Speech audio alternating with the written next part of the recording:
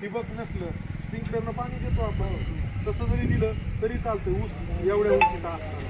आणि लय उंचीचा झाला तर त्यावेळेस काय करायचं, वाहत्या पाण्यामध्ये थेंब थेंब पडलं पाहिजे सोडून दांडा 200 लिटर पाणी किंवा 300 लिटर पाण्यामध्ये 150 मिली कोराजन चांगलं कालवायचं, त्याचं सोडून.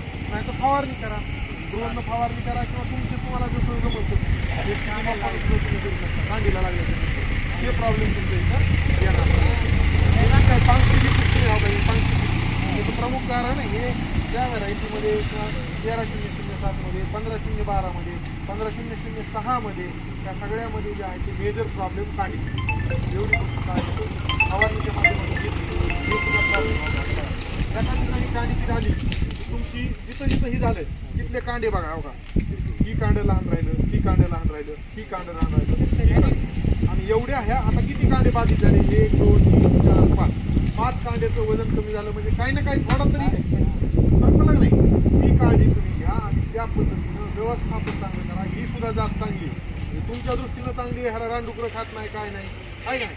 आणि दुसरा विषय महत्त्वाचा, कारखान्याच्या दृष्टीनं सुद्धा त्यांना रिकव्हरी येते, ती तेवढी काळजी फक्त तुम्ही घ्या.